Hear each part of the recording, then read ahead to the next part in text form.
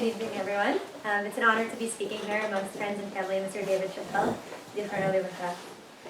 Since Eliyahu shared with you how far-reaching our experience as both alumni and current students of Shapell's Yahrzeit has been, I'd like to share with you a few day-to-day stories so you can see just how deep of an impact our education and experience here has had, and please God will continue having on our lives.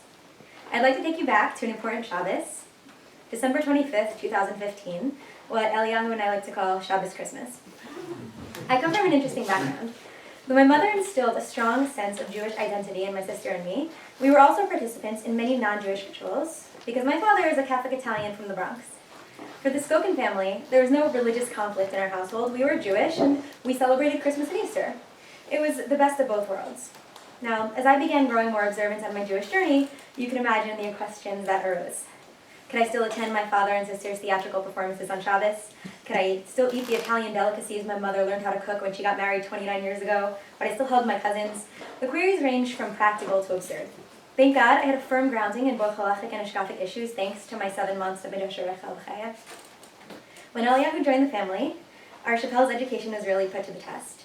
It was our Shana Rishona, and we were living as happy and connected members of the West Rogers Park community in Chicago. Far from the constraints of being obedient Balei Tshuva children of non-religious Jews, we were able to live as normal Orthodox community members.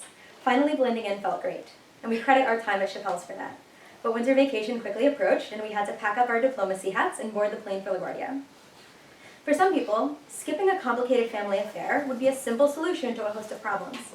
But Shapell's Rachel doesn't educate their students to be isolated and separate from the world.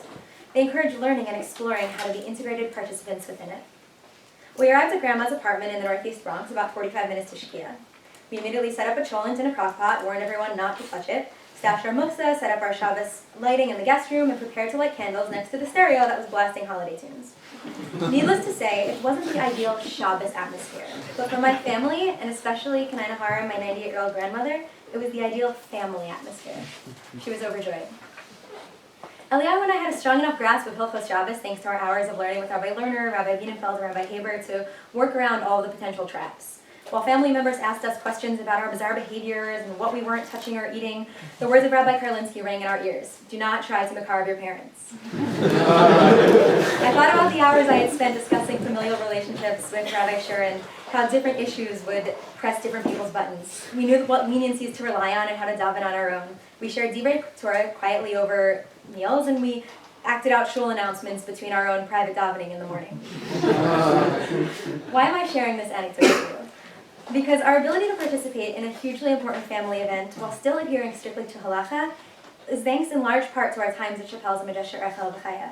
Our ability to laugh over the holiday music and explain why we couldn't speak during the bread ceremony was thanks to the hours we spent poring over Mishnah Berurah or listening to Ashkafa Shirim at our respective institutions. On Shabbos Christmas, we were living and exhibiting an eternal and unchanging Judaism that was truly our own.